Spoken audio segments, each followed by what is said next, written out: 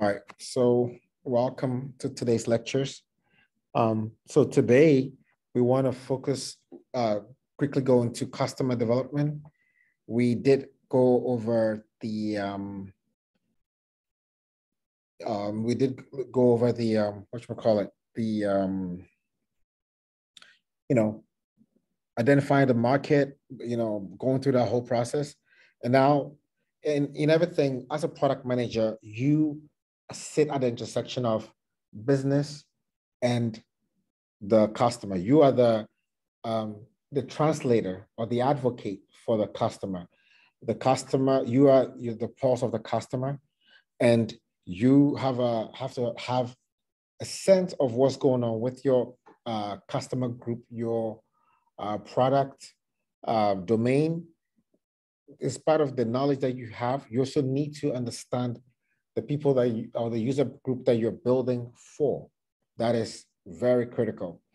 And in doing so, you want to understand the business aspect as well. Who are your competitors? So we went through all that over the last two lectures. And now we want to zero in on our customer to understand our customer. So this is customer development. How do we go about designing or understanding who we are building for, and the process that we would take to unearth or uncover such details about our customers.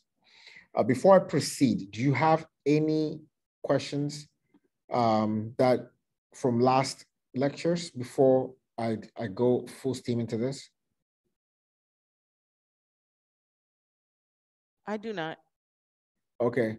How about you, Foloni? Any questions, concerns, anything that wasn't clear? I'd like to clear that before we proceed.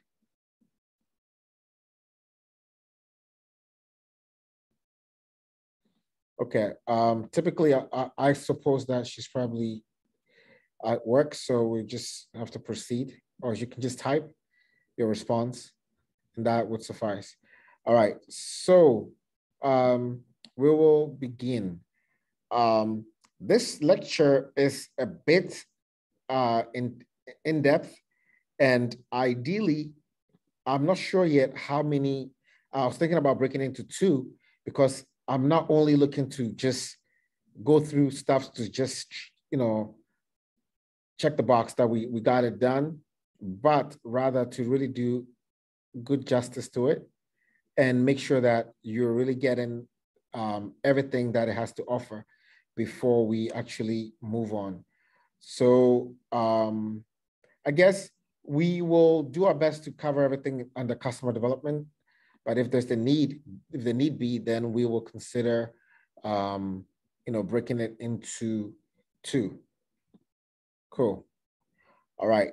So I guess the first question will be, what is customer development? So what exactly are we doing here? What are we looking to achieve in customer development, right? So customer development is part of the software development lifecycle. This is the time to now understand who your users are. So it's very important as a product manager, to find out if you're building the right thing. Okay. Businesses have their wish list. CEO has the objectives. All the other stakeholders will have what they think we should be building next. But again, I've always said, as a product manager, you are not a short order cook. You don't exist merely to take orders and go fulfill them, right? You don't just come in, they give you this, that, I need some eggs with this and that, and then you just go in and start making it. You need to have a backbone. You need to have an opinion. You need to be able to push back. You need to be able to give reasons, and you should be able to have data to back what you're doing, right? So customer development allows you to really make sure, validate if you're building the right thing. So customer development is the practice of establishing a continuous and iterative communication line with your customer. So you're establishing a continuous, which means it's never ending in the life cycle of the product, right? And it's iterative communication, which means you do it every so often. And it's a line of communication between you, the product manager, and the customers, so that you can always have them in the loop. You can come up with ideas, new hypotheses that you can try out. You can get feedback and adapt your product strategy accordingly. Share this. I don't know if this will allow me to share. Let's share this screen.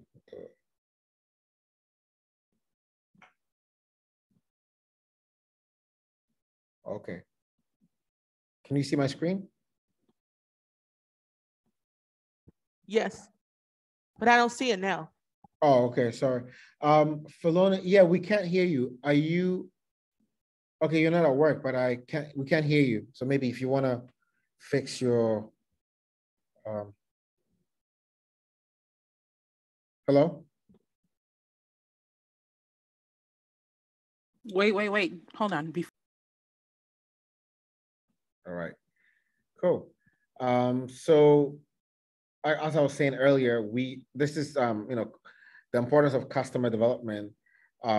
So I guess let me just share this slide and then I can talk whilst it's on. Okay. Share the screen.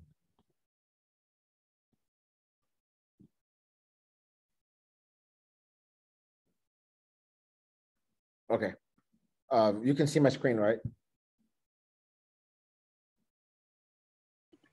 I can. Okay.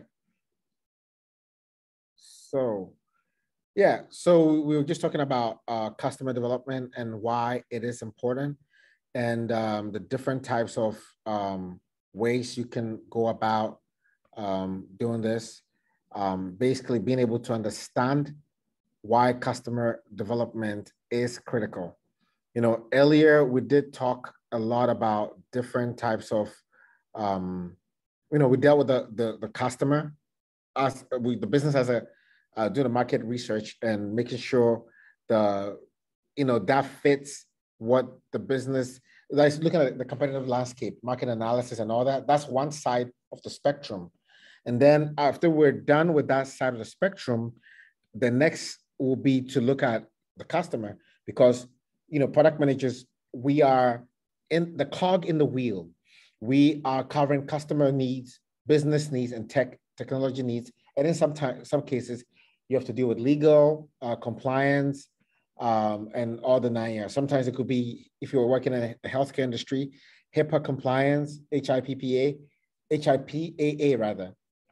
If legal could be something that something called COPA, Children Online Protection Act, the CCPA, California Consumers Protection Act. You have to make sure that any and everything that you're doing has the right clearance, right?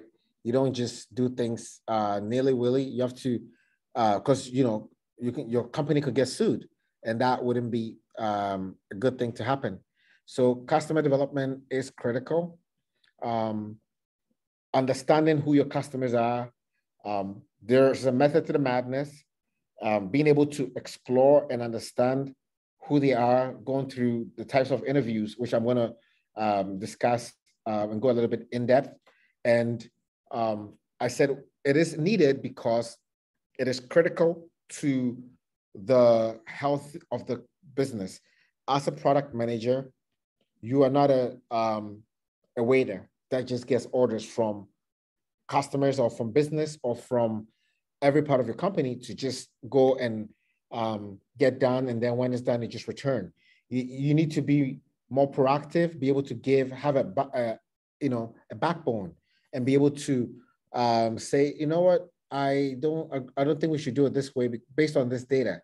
Your decisions has to be data driven, which means you should be able to give something to support why you're rejecting what has been proposed, right? And that's what will make you a really good product manager, because you don't just take things as they come. So Uh,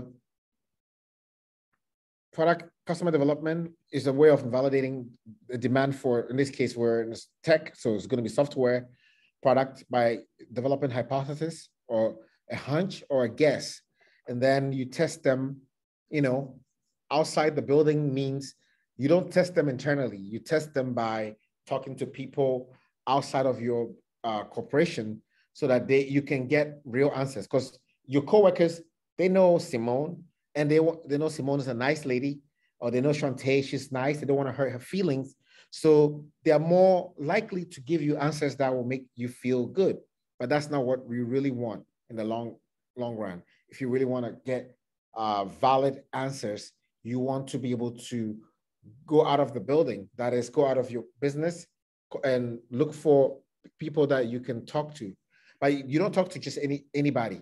There's a way to qualify who you talk to, and get the right kind of information that you need to really build the answer bank or the data points that you can then leverage to make the right decisions, right? So the goal is to get data to support your hypothesis. So I'm thinking that if I sell, or if we build this feature that does, like one client that I'm working with, who wants to build a product that allows prospects to medical school be able to get like a portal or an application on their mobile phones or desktops that they can track their whole process. Who's going to be my recommender? What internship should I do? When are exams due? All these mentoring and all that stuff. So you want to be able to test and make sure there's a need. How does the market look like? And will students really use this product? And customer development has been made popularized by a gentleman called Steve Blank out of Stanford University. And it's a framework that he designed that is used to basically as the customer development Bible, right? It helps you. It's called the business model canvas.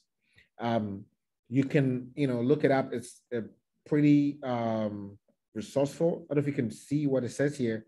So it helps you look at, key partners, key activities, key resources. What's your value proposition?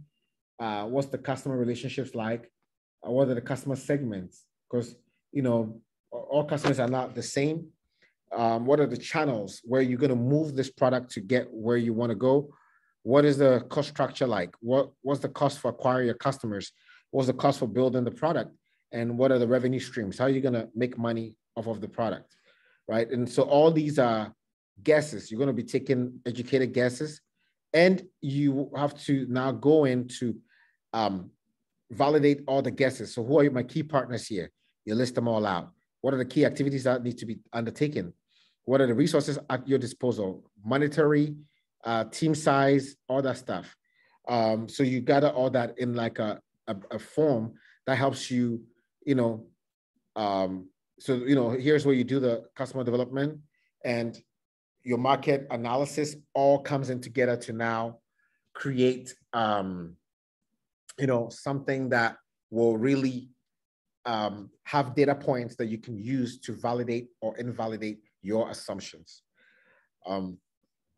So I want to talk a little bit more about the different types of, when you're conducting customer interviews, right? So customer development is research, like R&D, right? It's, open-ended questions, and typically designed to really allow the customer or the potential customer to really speak their mind, right? What we want to do is avoid leading questions, avoid our personal biases. In a big company, there could be a team dedicated for this, a UX team, which is a user experience or user research team. But depending on the company that you're in and depending on your seniority, you may have to also, it's good that you know what it takes, what it entails to do this kind of a experiment. So when the data comes in, you are not left in the dark. You can interpret what the data says, or when the company doesn't have the budget, it's incumbent on you to go out there and gather this information, right? You know, so there's a method to the madness that you want to follow. And I want to go through some of them. Some of the interview types, which I was saying earlier, where you can use what we call exploratory interviews. So this is like a free form interview. Think of yourself as a detective, CSI crime scene investigator, or Sherlock Holmes. And your goal here is to unearth what are the customer's pain points, right? A pain point or problem. So think of any application that you've used or any service you've used that gives you headaches, DMV, motor vehicles. It's inefficient. It's poorly run. What are some of the pain points? What can be fixed about it? And also not just the negative, but also what are some of the things that excites you about, or that is the users? What are some of the things that excites your users currently when it comes to this particular product? It could be an existing product, or it could be a very new green field project or product that you're working on, and you are trying to explore. So it's a free form, conversational. In the context is how users are using the product or a hypothetical product, and trying to gauge, even if they'll pay for it, right? That is the exploratory experiment or interview. Then you have a validation interview. Assuming you've done an exploration, you've gone back to the drawing board, you've built something, or you now have, I think Simone has a question. Yeah, so Simone says product owner role can do this as well. It all comes down to, Simone, the company, right? When you're at a Fortune 500 company, they have very differentiated roles. Even though there's overlap, they, depending on the size of the company, if they have like AT&T, there was a dedicated UX team. There's a dedicated strategy and tactical for UX. Exactly. It depends on the size of the company. So I'm just covering it in general. You don't want to go in as a product manager assuming the company will have all the resources to do everything for you. You should know, even if they have the resources, you should know what it takes to do it, so that you can ask the right questions to the stakeholders. So you can challenge people's,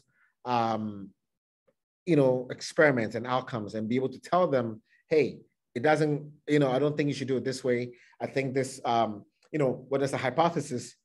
Exactly. You should know about other roles.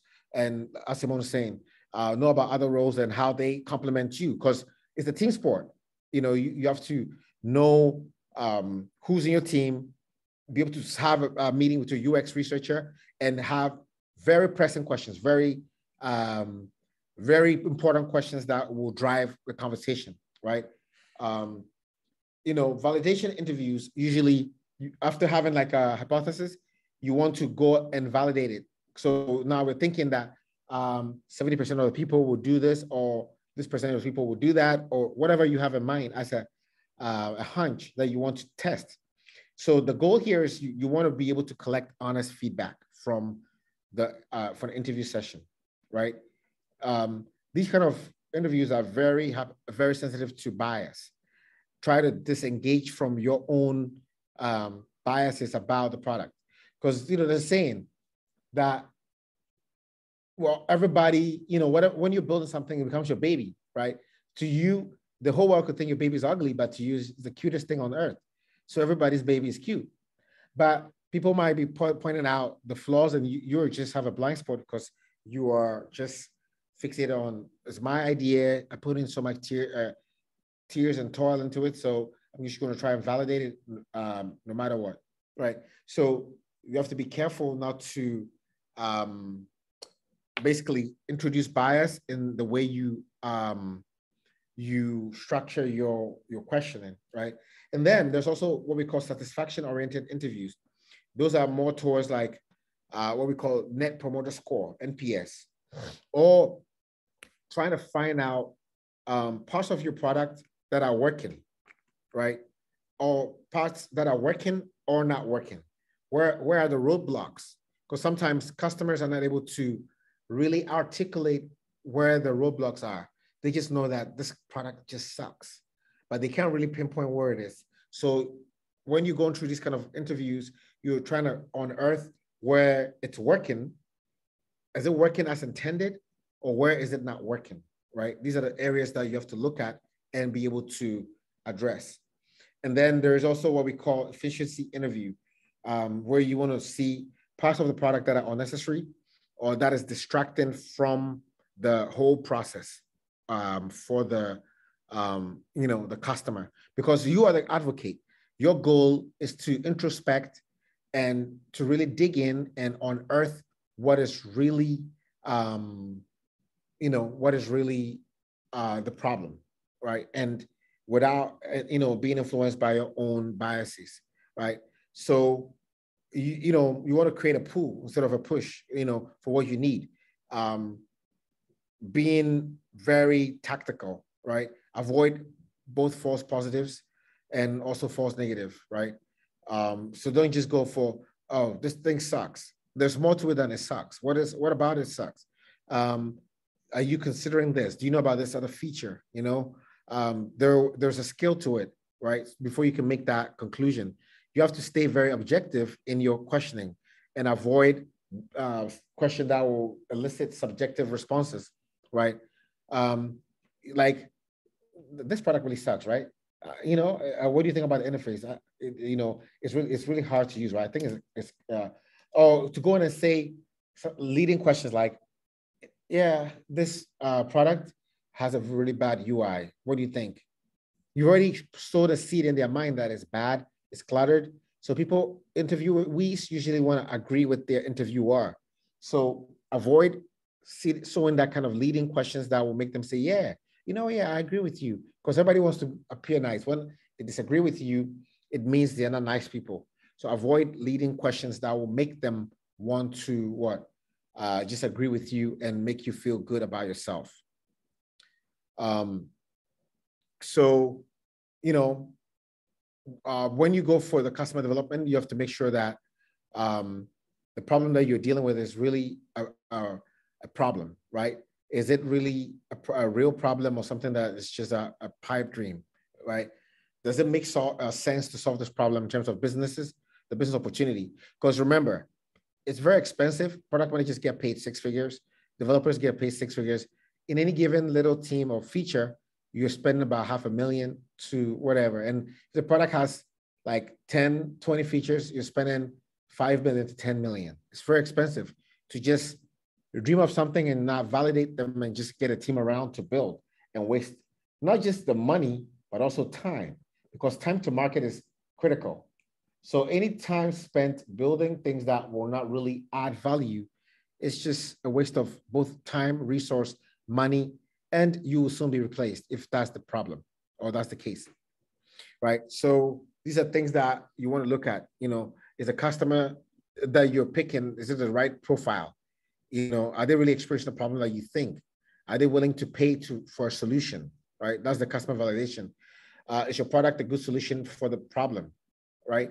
Is it a direct competitor to the one that's out there or indirect competitor? So all these things has to be addressed prior to you going in to want to validate or invalidate your assumptions. Any questions so far before I proceed?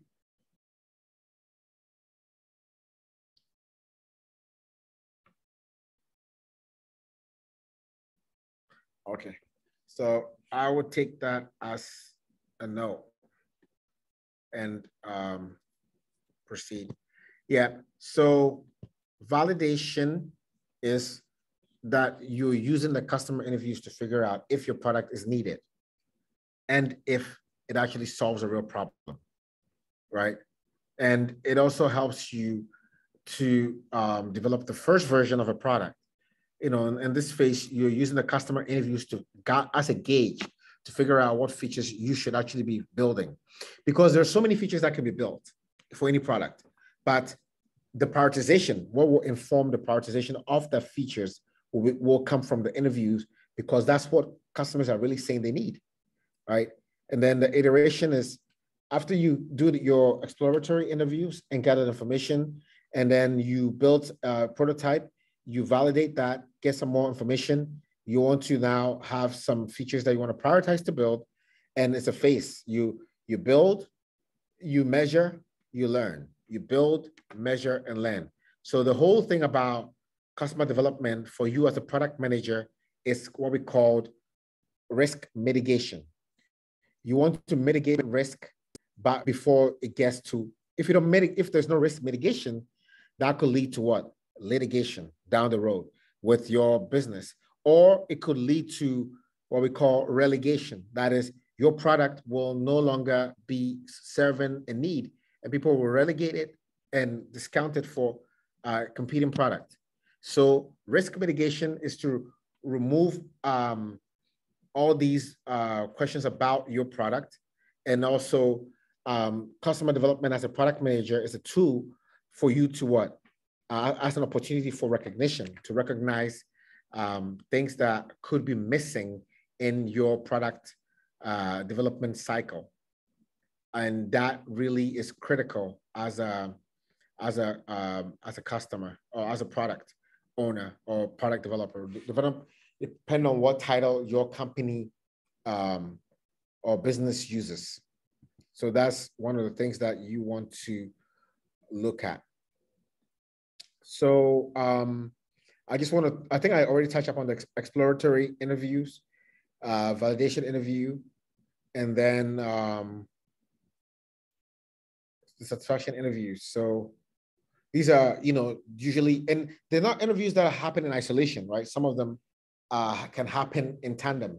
So in one interview, you could have a mix of both exploratory, where, you're trying to establish whether or not they have certain pain points and are they open to certain solutions, right? So you're exploring, hence the word exploratory. You're looking for insights, using it to come up with new ideas, right? So you can just simply have them talk about their day and the context in which they would use your product. And then you want to see how badly they want it. And if they would pay for that solution to that particular problem that they have. Then you ask open-ended questions in this type of scenario.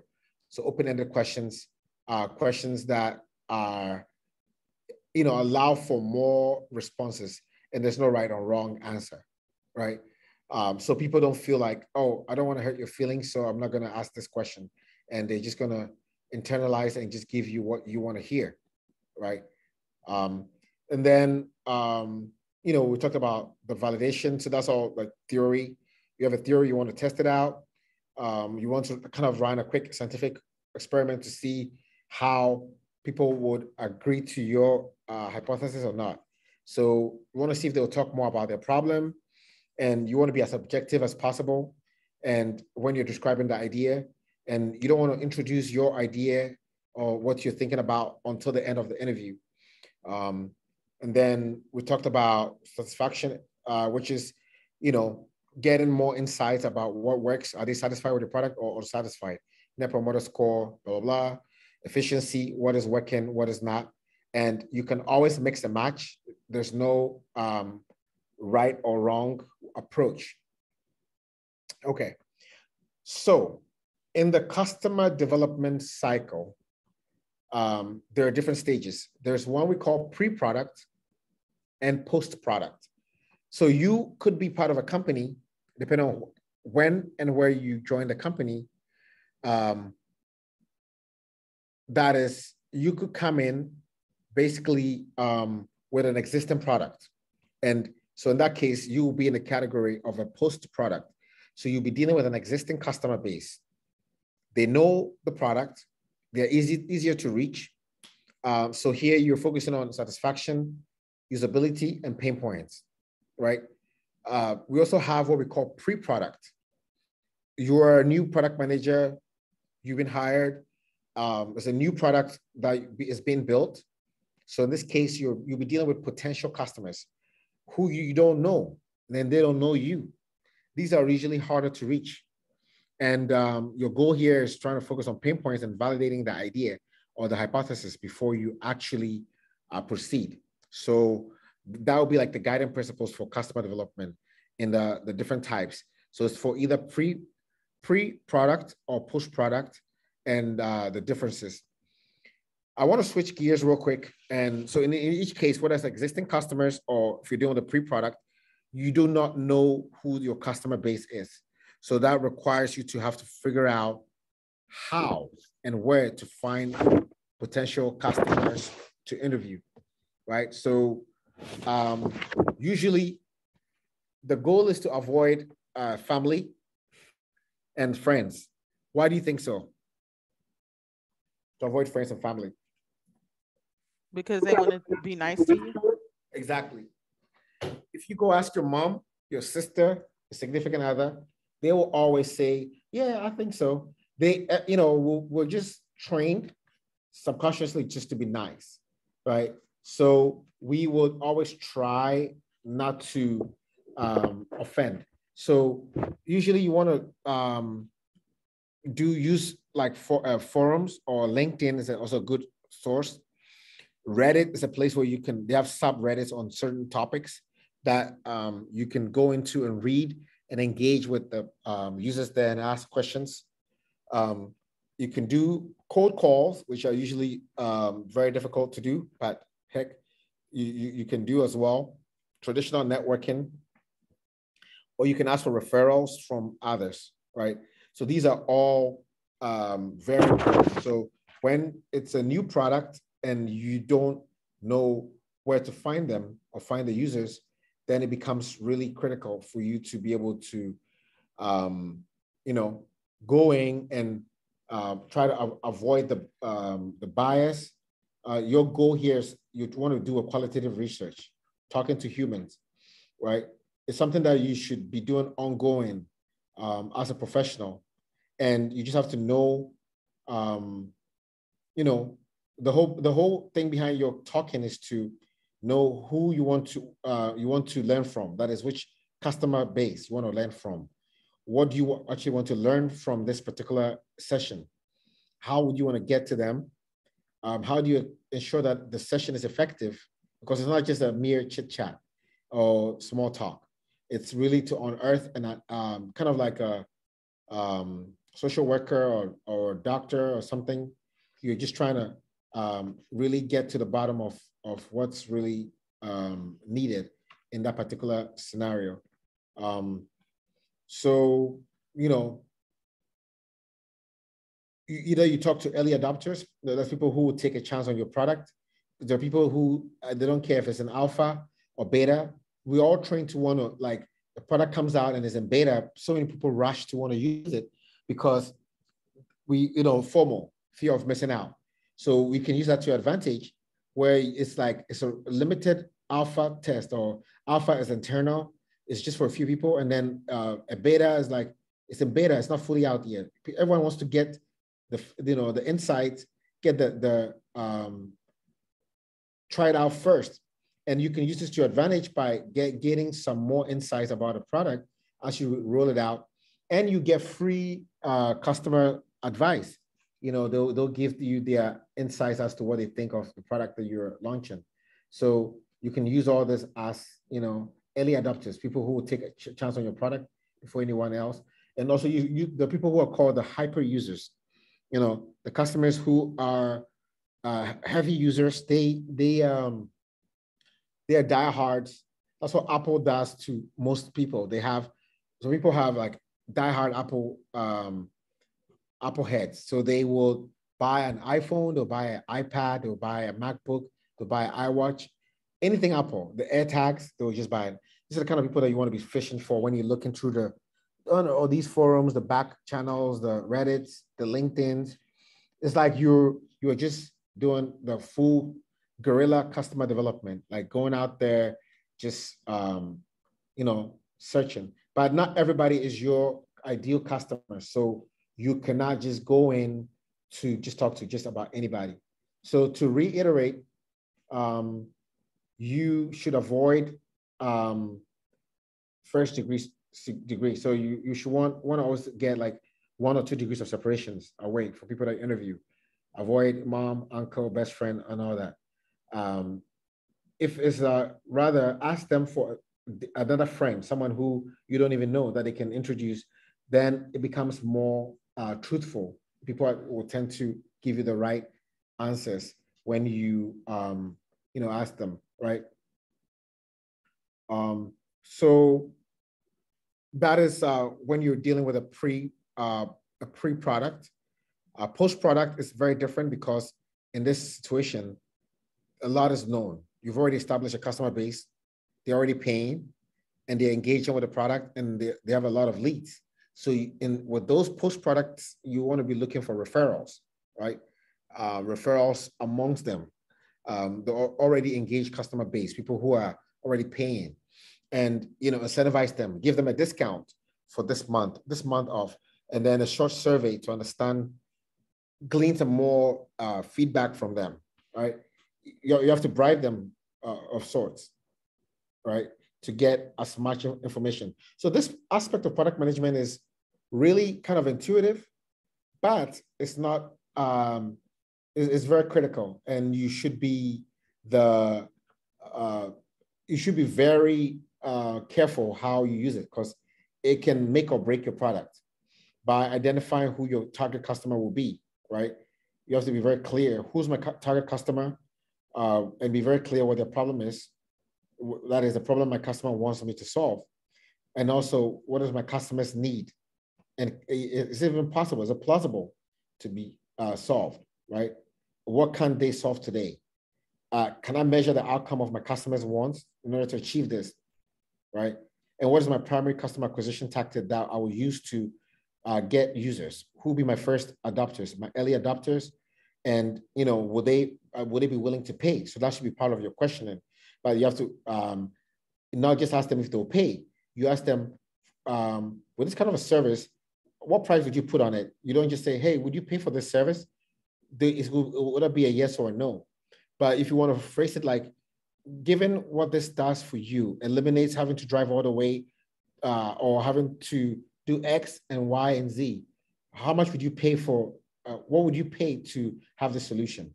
So that becomes open-ended. So they can give you monetary numbers. Some people say, I'll pay 20, 30, 50, whatever. And then you kind of have a table of numbers to get some sort of a mean, statistical mean that you can use to inform your development or customer insights and development. So those are very critical. So like I said, LinkedIn is a great tool. It helps you to be able to dial in and drill down onto the target customers by using keywords. You can also use location, education type, or specific, keywords to target the people that you're looking for. If you pay for a LinkedIn account, you have InMail that allows you to craft the same way they reach out to you and me for jobs. Same way you can craft survey or interviews that will bring in the right kind of profile of people that you need to talk to and connect with them as well. And you can use the forums like Reddit, subreddits. Quora is another one. Also Twitter. Twitter is a good tool for identifying, creating polls. Lately, people use LinkedIn a lot for creating like polls, and they'll say, it'll be up for a day or up for a week, and then the results will come later. So those are examples of ways to find potential qualified, and emphasis on qualified potential customers or leads. And then another way is your competitors. Look at the incumbents in the field. Where are they getting insights? Look at their social media pages. Who are they engaging with, right? Who was the typical profile of the kind of users that come to them? And then you want to contact, so you go into like AT&T or T-Mobile and find the most active people commenting. And these are the people that you want to engage and give them the free samples so that they try to get them to come and just check it out. Hey, you don't know what you're missing. This is something that I think you should check it out, right? And when they check it out, they will potentially be converted to join Abundanceship and join your product and set, right? Okay. Let's go back to the slide.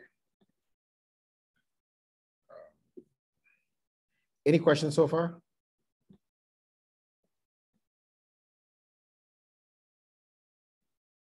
Okay. No. Cool. All right. So I think we've answered some of these questions. Customer development is very important, very critical. It's asking the right questions. Developers won't ask these questions. Developers develop. Designers design. Data scientists will need your inputs to draw insight and extrapolate from that to create data points that will inform the next iteration of development. So product development and customer development have to be in tandem, right? A tech team needs to find a good marketer that can translate customer needs into technical requirements, right? So you are the one that's to be, you either be a product marketing manager to be able to get these insights. And then, so as a marketer, there's a sort of language that you use, lingo, that you need to now translate into what? From customer needs and technical into technical requirements, so the engineering team will be able to make progress in development. So most of these things we've touched on. So there's something called vitamin or painkiller. So vitamin is a product that no one hates, but does not love either. So such a product will most likely fail because people don't want to pay for it. So it could be the products that people just want to use and never pay for, right? They will just sign up and use it because it's free. In the long run, unless you are advertising against that product to get some revenue, it's a losing proposition in the long run, right? A painkiller means it's a critical product, it's a must-have that they cannot live without, and they are willing to pay for. Like you just need it. Cell phone service, you need it. Internet service is a need now. Maybe 20 years ago, you could make do without internet, but now you need it for banking. You need it for food. You need it for shopping, everything, right? So these are the things that you, as the product manager, has to unearth with your skills. These are the technical skills that are sought after from product managers, besides being able to just come up with new, nice ideas, right? So having customers that are willing to pay is critical, because without revenue, no business will survive unless it's a nonprofit. Even nonprofits need money, right? So there's, of course, deductive reasoning, coming up with ideas for your company. Deductive reasoning, looking at mega trends or looking at a lucrative market from what we call a bird's eye view or helicopter view. So this is where you look at the entire market landscape. So customer development and market analysis are very, they go hand in hand, because the market serves the product and the for the customer. So one has to be done closely with the other, and the data gathered has to correlate.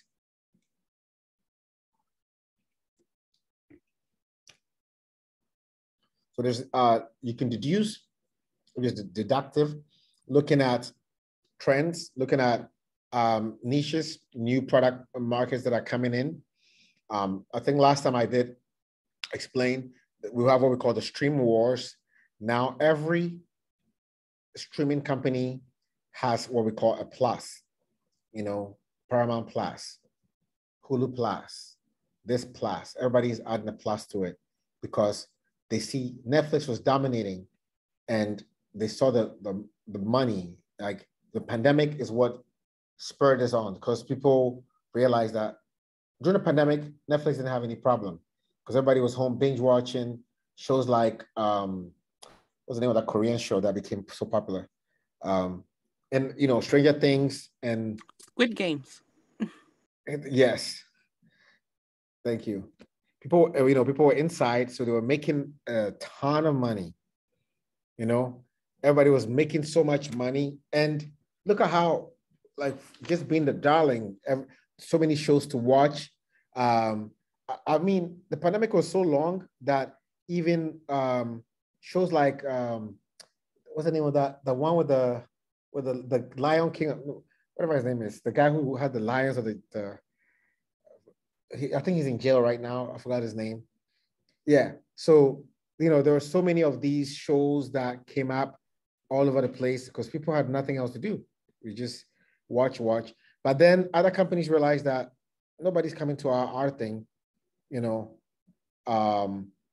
and they were like, you know what, we also want to get some of what Netflix has, and that's what Squid Game became number one. People just loved it, and Netflix was making money, but the trend died down, and people saw it didn't die down. People saw the trend, and there's Disney Plus, Paramount Plus, even CNN had a plus, and you name it, on and on and on.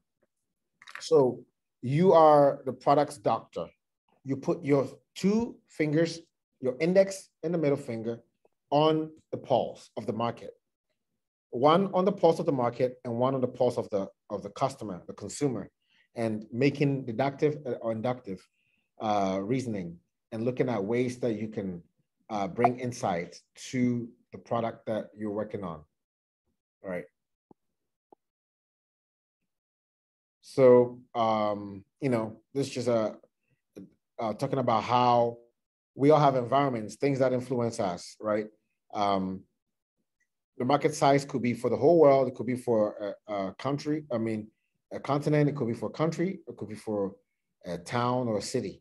So, you have to go outside of your shell, your environment, to really think big, to come up with new insights.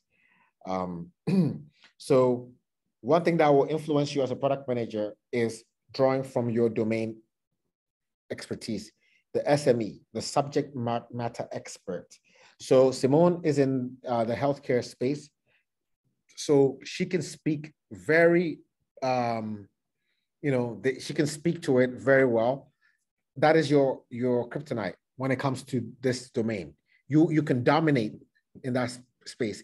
And that's what will inform how you approach the whole entire customer development. You have specific questions that you can ask, right? Because you have the domain expertise, you have these product sense or the spidey sense to recognize opportunities and trends in your domain, right? Somebody is into fintech and you bring them to health tech, they have to read up on it and get up to speed, right? So that's why Google will hire both general PMs, but they also want specific industry-specific PMs. If you worked in cloud, you already know the language. You know the seasonality of cloud. You know when people, like everything is like the back of your hand. You know, okay, from this time to that time, we peak because every business needs to have their Q3 or Q4 reports ready. So we will get an influx of users, right? If you're a social network, you know that sometimes it tapers because people are outside now, they're at the beach, they're traveling. And then when school starts in a few weeks, social media active usage will spike again because everybody's posting. I went to Spain, I was in Costa Rica, I was in, you name it, France, I was in Kenya. They want to show where they went to and streaming videos and all that. So it spikes up again.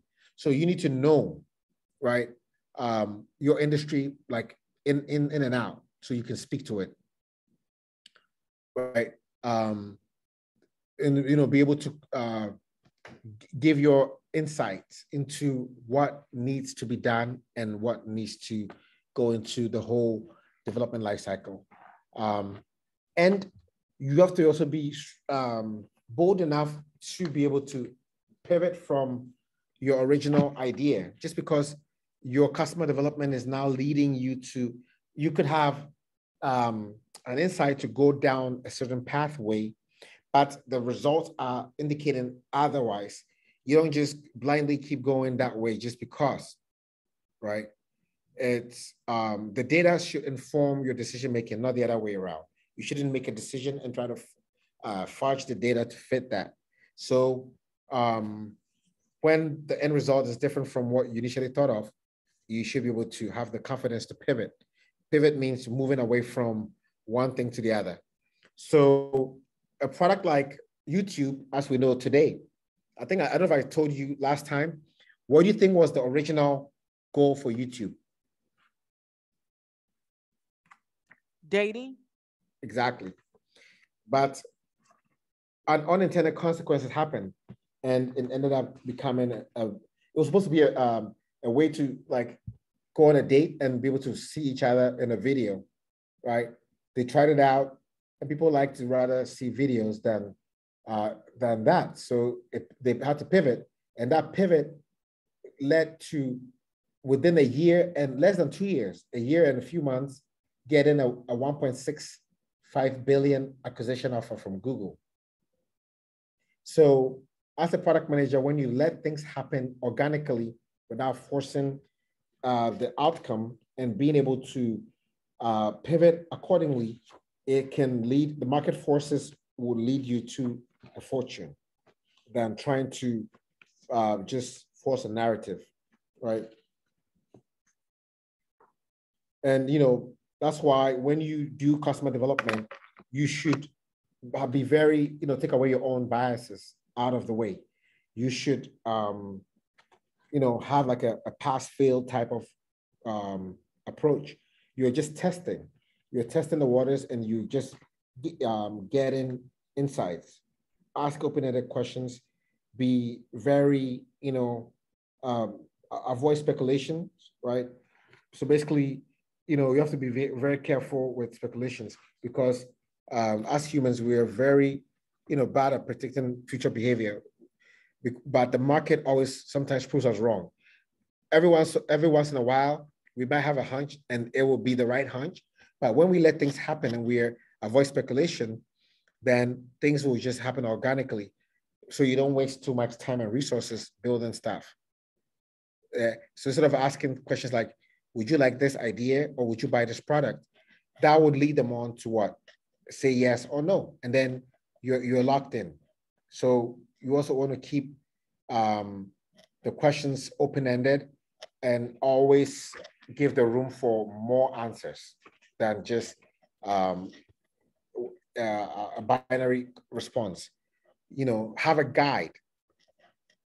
As an interview, you want to be a guide and not just be have a script ready with your own outcome. So you don't need to read from it like a robot. You go out there and just ask a set of questions like you're interrogating people, like a police or something.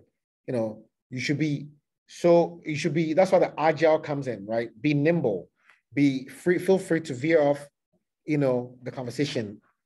If the conversation brings up something interesting, go down that path, explore. And you can write in your notebook a part where it's like a backlog or icebox, something that you can revisit. So, because that was an insight that was unearthed in your interview process. But when you go in with like blinders on, I have scripted this thing. This is what I want to see happen. So I'm just going to go and force that into the outcome.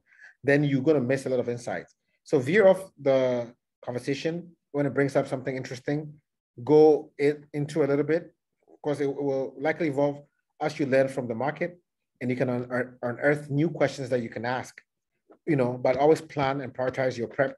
And prep your questions before the session. So that way, even as you're asking, you can veer off a little bit and get some more insights. Unless it's veering off totally off target, then you should also steer it back to within reason, right? And you are observant. You're the observant of what's happening, than just being, observe how they use things without influencing them. So don't be afraid to pivot is the key here. There's always going to be some skepticism, but do not force the outcome. Never. Don't ever force the outcome. Be creative, set up parameters, but also be flexible.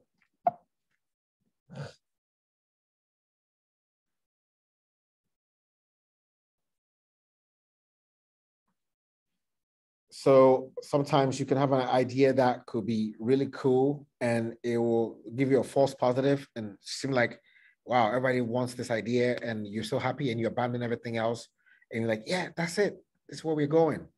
And then it just tapers down and dies off. All right. So I'll take a quick pause and ask if you have any questions, any insights, any contributions before we go into the principles of customer development.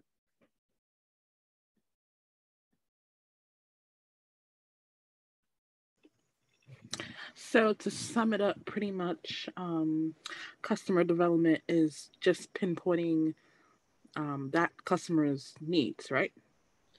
Yes. Okay. Just wanted to double check because that's what it sounded like to me, but it was just phrased in different words, kind of, but it sounded like that. So the way you want to see the customer development is not just unearthing their needs, but you become the shepherd, right? You adopt an objective. You know what you want as a product manager. You know what the business needs are. You know exactly what is needed, but don't let that influence the outcome, right? This is what this is our company. This is what we do. This is what we want to achieve. However, I am willing to be objective and not speculate. This is what I think we should have, but I'm open to left field responses. I'm open to things that will come because ideas come from everywhere. So when you pigeonhole yourself into become very dogmatic and you don't ever want to view a script and you become like scripted and very rigid and robotic, then what happens? You will miss out on so much. Is that clear? Okay, so it's pretty much non-traditional. You're not really sticking to the rules 100%, and you're just being open to everything. Open, not to everything, but within certain parameters, right? So you're I guess you're okay with twisting certain things, if you want to exactly. use the word twisting. You want to be, let me see. So for example, you don't want to be too rigid, right? You know what you're targeting, but you also allow like it's like a how do you call it? Statistical inference. We always say plus or minus, right? Because in statistics we know that nothing is exact. So there's a how do you call it, standard deviation. So we say plus or minus 2, right? So that corrects for any things. So with that same approach, I'm trying to get to from A to B, but I'm not going to just be so rigid because it could go up and down before I get to B. It can go circle before I get to B, but I shouldn't always be only to be married with that straight answer from A to point B. Okay, I get it now. Yeah, so that having that flexibility, that room to you know, Extra leg room, kind exactly. of. Yeah. Yeah. Okay, Room I get it. room to groom. Yeah. If you want to rhyme. Yeah. Give yourself some room to be able to groom and be able to get to where you need to get to with your research. Okay. So, I mean, this is kind of validating. I mean, your focus should not be just the product, right? Don't leading questions will be, when you want to find about a pen, you don't just go and say, tell me about this pen. You ask questions that, so how's your day, Shante? Oh, blah, blah, blah. Okay. What do you usually, what do you do? This is what I do. Oh, how do you achieve that? I usually sometimes record my notes or I will type them up. What happens when you don't have nothing to type up or you can't record? What do you do? I guess in this case, I'll use a pen. Okay. So now without me focusing on the product, I want to talk about this new pen, but I didn't go straight up and ask you, what do you think about a pen? I started off by getting to know you, Shante, asking what you do, and then observing how you freely, without constraints. I know where I'm going to or where I'm trying to get to, but I don't go directly to it. I just work my way by cajoling and getting my way. Okay, this is what she does. I take notes. I sometimes use a recorder. When I don't have a recorder, I type it up. When I don't have a, so what do you do when you have those two tools? I write it down. What do you use to write it down? A pen. Oh, tell me more about the pen. What kind of pen do you use? Oh, I use a regular one. How? Okay. Where do you get those pens? Why do you use this particular brand? Oh, I use a Bic because it's da da. How does it feel like when you write with it? Then you can now slowly lead them on to narrow it down to where you want to go. So if you go and say, we have this product, I have this pen, would you use it? Of course, you say, yeah, I'll use it. But then you've killed off all other possibilities. But when you say, hey, let's say not a pen, but we're talking about watches. Do you ever have this problem? What are your health needs? Like, do you go, I go to the gym. Okay, what's your goal? I'm trying to lose a few pounds here and there. Okay, so how's that going? Where are you at in that journey? I haven't weighed myself in a while and my heart rate, blah, blah. Okay, I got it. How other ways do you think you can, will be, how would you track these things? Do you have a personal trainer? Yeah, I do have one. Does he keep your daily stuff in the log, or how does he go about it? So, my whole goal is, I want them to use an Apple Watch or a Fitbit, but I don't just go straight up. Hey, I have this Fitbit. You want to try it? Yeah, I'll try it. Then I'm leading them on, and then I'm feeding everything to them, and then getting the answers that I want. It will validate my hypothesis because it was a biased interview process from the get-go. Now, when I help them to walk them through, okay, they want to lose weight. They do go to the gym. They have a personal trainer, but he's not keeping track of what they do. And then I'm walking my way through, is there a way that you want to keep track of your own, or have your personal trainer and you keep track of it together and keep you accountable? And then you work your way through the device that they could put on that will actually take their BMI, the oxidation rate, their heart rate, the blah, blah, blah, body fat, you name it, all the KPIs. And it will alert you when it goes down, blah, blah. So you just kind of you don't tell them, but you walk them all the way, funnel it all the way to, okay, I think that'll be something I'd like to use. And then as you're talking about the KPIs and the pain points and all these things, they're like, you're eliciting a desire for the product. And then that makes them talk more, because if they're able to have a product that they can purchase that will allow them to, it would, take their steps, monitor their sleep, monitor this, monitor that, and it will report it to an app that your personal trainer can also see and can guide and shape you and customize your training session. Then they'll be like, shoot, I'm sold. I want me one. And then you, even with your marketing team, you make it even sweeter. Zero down, you pay only this much for 24 months. Sign me up. I want one immediately. Do you get the difference?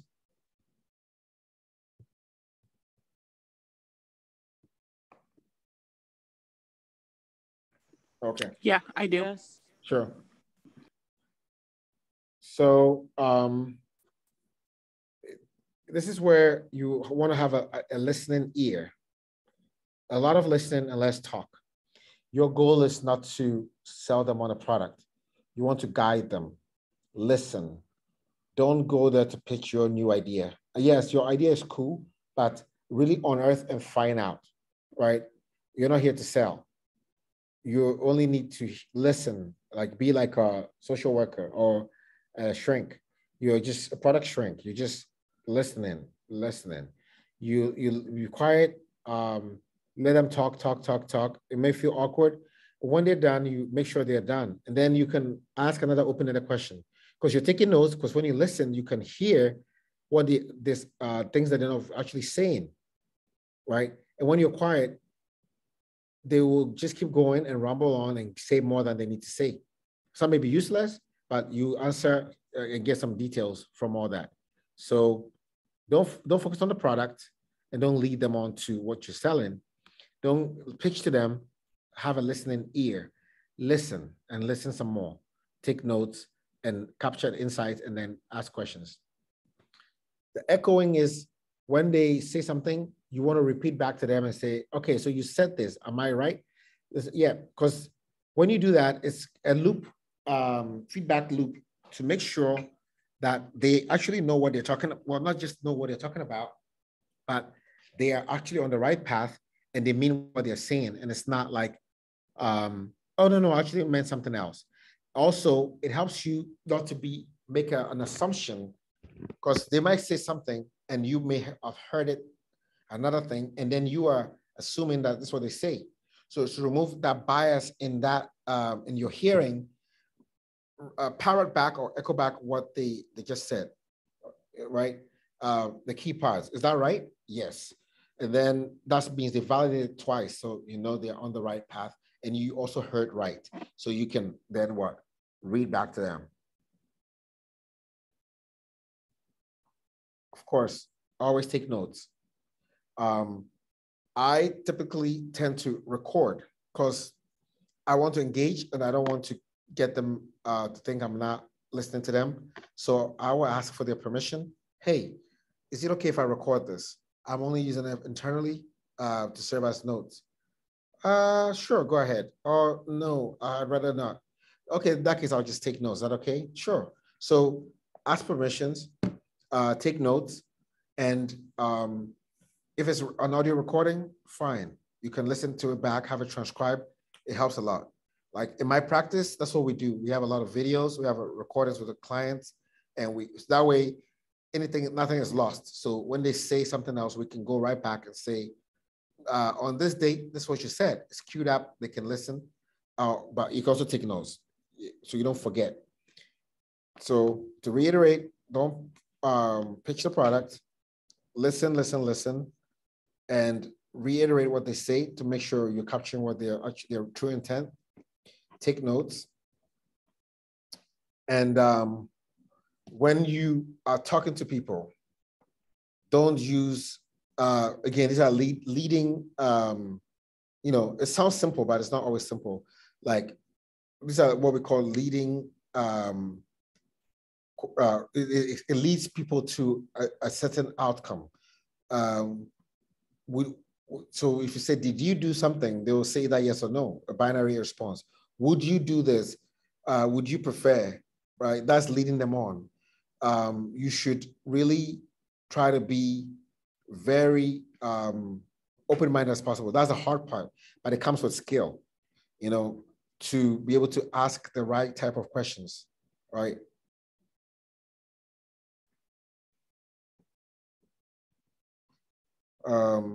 So questions, a lot of questions are questions that are, they just have, how do I even describe a lot of questions? So it's more like a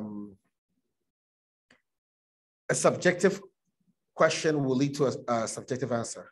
What do you think of this design? It's like very, you just present two designs, A, B, C, and then present A, present B, and present C, and allow them to pick one. But when you just bring one and say, what do you think of this one? It assumes that you have an invested interest, right? So,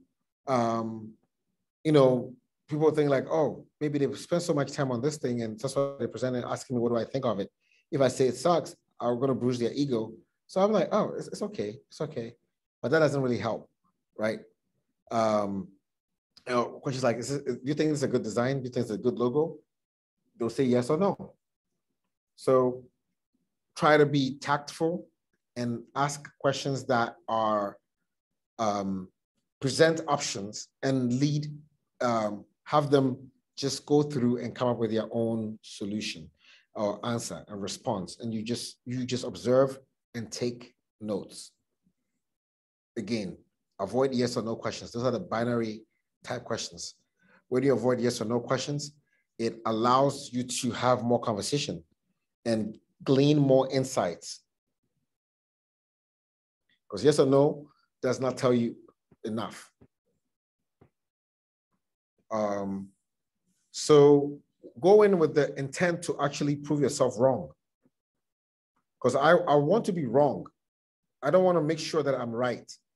I want, when I want to prove myself right, it will lead to what? A false positive. But when I want to prove myself wrong, it will allow me to avoid certain answers and certain people that will just say the things that I want them to say. So I want to hear you say this idea sucks. That's what I should be going in actually expecting. So I set a benchmark that I set it really high. If 60 to 70% of people say yes, then I'm in the right path. But not going there, I want people to say no. I actually want 50 to 60% of people to say no. Or 70 people, I want to hear 70 no's, 70% no's, so that I don't waste my time down a rabbit hole that will lead me nowhere. So when you go with that kind of intention, it tends to suppress your biases also in your interviewing process. And then reach for saturation. Go in and ask many questions until you can exhaust as much as you can, right? Identify the major patterns in the across your sample size, and go deeper and deeper and deeper as much as time will permit to get the insights that you can glean from that particular research situation. And then be patient, right? Be patient. Don't cut them. When you ask them questions that are open-ended, you also will get more insights. And also you want to ask for more referrals, more people like themselves, right? So you can get a referral to continue your research. The bigger the sample size, you reduce the correct sample size, you can reduce errors, than just minimizing it to just a few people. So that's, hold back and let people just go through consistently, and you just probe till you get the answers that you want to get. Cool. How are we doing so far? We're doing good. Okay.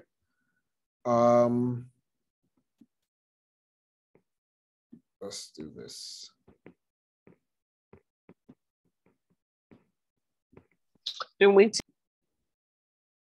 All right, go ahead.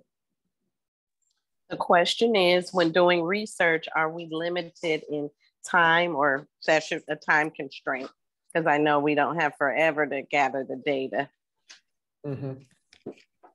So just insight on that. Sure. So as you rightly said, we don't have forever to just be in research mode. You want to have some benchmarks right from get-go. You need to know, you don't have to get all the answers. You have to how to deal with ambiguity in any situation. So what that means is you just want to get enough data points that can allow to inform to build the first iteration of the product, right? And then if you remember from the beginning, my definition I gave for product development, it's a continuum. It's not something that you do once and then we're done. You may have to revisit product development again, right? So one moment I think we may have missed in the beginning. So I said, customer development is the practice of establishing a continuous and iterative communication line with your customer so that you can come up with ideas, hypotheses, try them out, get feedback, and adapt your product accordingly. So these are signals and insights that you want to get consistently. So, initially, you have to have a time-boxed research time. So you go in, you decide, okay, I want to do the research. I want to get these insights. Ideally, the cadence should be, if you have the resources in the beginning, you want to do weekly. And as you build your first prototype, you then do every other week, so bi-weekly. So within a month, you have to have a minimum two how do you call it? Such interviews.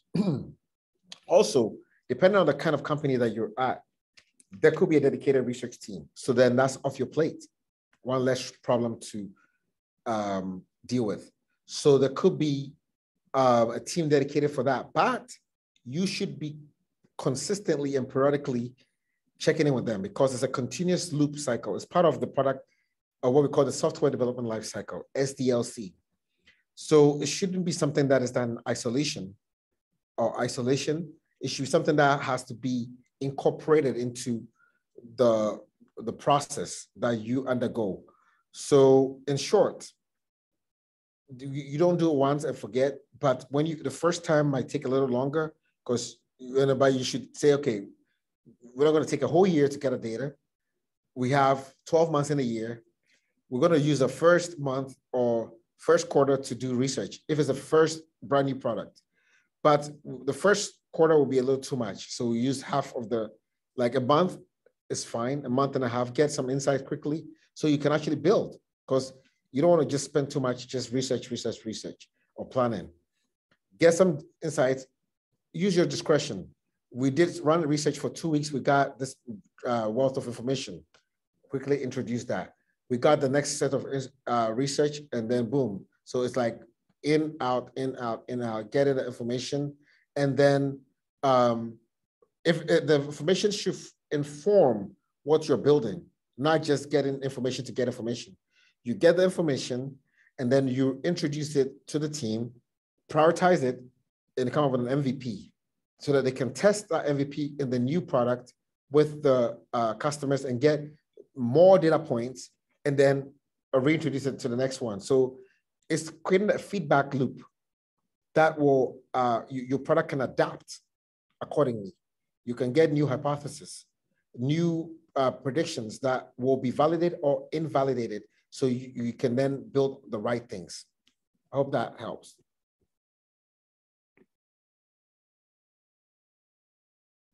Does that answer your question?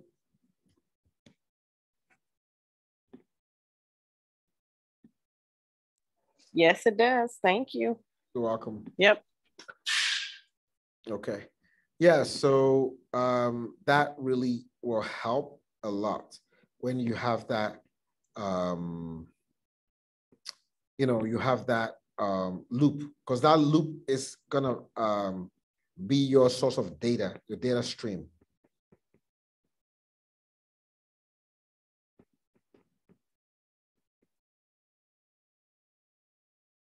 Okay.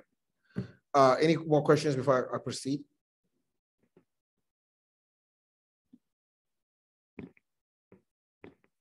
All right.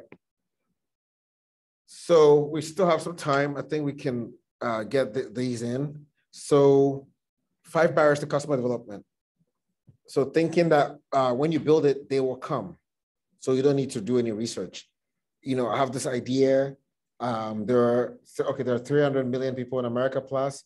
If I only get 2% of them or 1%, that's this much. And I'll get this. So I don't need to even check. I have this idea. I'm just going to go build. It's a 50-50. Sometimes it could be right and you make it. Sometimes you just spend millions and make nothing and you'll be fired or your company will no longer be in business. So research is important to validate what you're building, to prioritize what you're building. Internalizing the problem. You already know the potential issues. So you're like, you know what? I know what it is. I have the same problem too. So I'm just going to build from there. Nope. You should always test. Confirmation bias, wanting to be right. Most of these things we already talked about. Wanting to force your insights into the outcome. Wanting to validate because you thought about it. It was a eureka moment. You're taking a shower or you went for a walk and you got that inspiration and you want it to be right. So you can say it's me. So try to avoid the confirmation bias. Also, social desirability bias, which is you want to please people. Well, everybody's doing it, so I'm going to do the same. Facebook does it, so I'm doing the same, right? Recall bias. Sometimes you may have the wrong thoughts about something, but then because it comes from you, you always want to be right, right? So the point is that you want to make sure that you want people to tell you honestly what they really think, not what you think they want to tell you. And you want to always interpret it in a very objective way without having your own, being too fixed on your initial assumption, and be ready to change your opinion. That is the pivot. If it does not fit what your intended outcome, be willing to change. That is part of the how do you call it? The agile mindset. Agile means flexible, nimble, ability to respond to market changes or market forces, or even idea changes. Because you went into the market, you tested it out, and boy, was I wrong. So do we still go back that trend just because I thought of it and I'm afraid to say, hey, I don't think this is the right way to go, right? So this comes from the sunk code fallacy. It comes from a book by Reese. The book is the Lean Setup Methodology.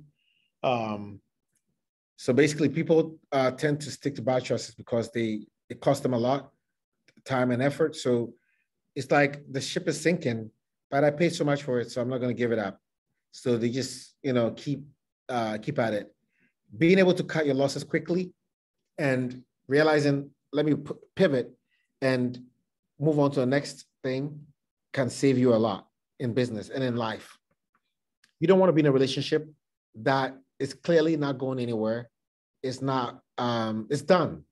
But man, I spent like 3 years, 5 years, X number of years. You're invested emotionally.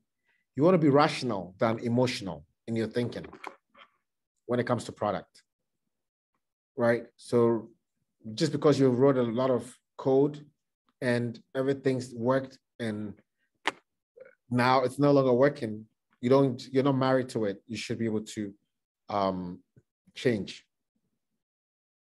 right? If you test it out and find out the demand wasn't as big as you thought, don't keep going that road. Test on a small sample of the market. It's not working, pivot quickly, and you can restart and then gain more, because the goal is to be able to go through a lot of iterations to get enough data points to build and guide you to build the right thing than just funneling, going down the same road. Because startups raise money. That's the budget, 5 million, 10 million. It covers what? Salaries, vacations, insurance, rent for the buildings that you use, electricity, all that good stuff. So you need to, in a year, have to have so many pivots, or not pivots, but iterations to get as much data in the build, measure, learn cycle to keep building the product than going down one road and then burning through all your money. And then you have to go raise more, lose more equity, or eventually the startup just implodes. Or in this case, the company product will just die because of you. So if it doesn't work business-wise, you have to forgo and then go back to your earlier work or calibrate. So most of these things are, common sense. Make things that people want, not what you think they want, and make sure that they will pay for it, right? Target users by providing a useful service with the assumption that money can be generated in some way. Or in some cases, you go straight into the business without thinking about how you can even generate money. They can both work, but when you have a business model that is bringing money right out the gate, that is far more important. Case in point, Chipotle, the founder, wanted to start his restaurant, had a different idea, but he knew that it would cost a lot of money to build that idea. So he decided to do like a Chipotle. The style for Chipotle is like a rustic look, typical like Mexican. It has that metal frame, straight, easy, and get done quickly and be out. So he's like, you know what? Let me start with that and do it for a couple of years and generate a lot of revenue. And then from that revenue, I can then generate, go into the real thing. And then he ended up actually sticking with the other one, the first one, which is Chipotle. And that's what's made him the millions that he's made, or billions, if that's what he had made, right? So work on the things that matter, that pays the bills. So I'm going to wrap up. There are certain books that I would recommend that you read as supplement. So one of them is called Customer Development by Stephen Blank. So if you're taking notes, and then there's one called The Lean Startup by Eric Ries. These books go into in-depth analysis of what it takes, right, to do customer insights, customer development. There's also another book called Lean Customer Development by Cindy Alvarez. Lean Customer Development by Cindy Alvarez. A very great book. It'll show you how to go through navigate the whole customer development life cycle. The 4 steps. And what was the first one again? The first one is by Stephen Blank. Stephen, B-L-A-N-K. And the book that he wrote is called, well, there's one called The 4 Steps to the Epiphany. That's one. There's a second one called The Startup Owner's Manual. And there's one called Customer Development. Stephen Blank.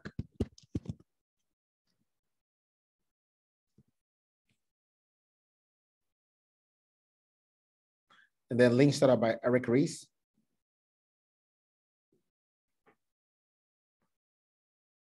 And then there's also a little book, it's called Talking to Humans by Gift Constable. It's a very little book. You know, success starts with understanding your customers. So it drives home that whole narrative. Focus on your customer, customer, customer, customer. Because without a customer, you don't have a business.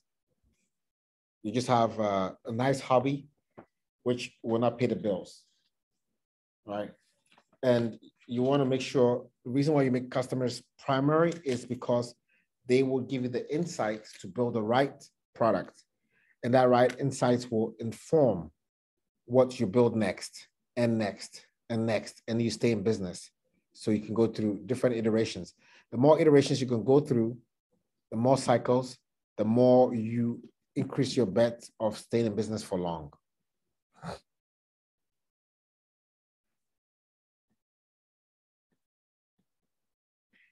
Yep, so I will bring today's class to a close. Unless you have any questions, I want to be mindful and respectful of your time. I think we've gone a bit over. I'm okay with that. What's next week's topic? So next week, we're going to go a bit. Hold on 1 second. Let me just pause this.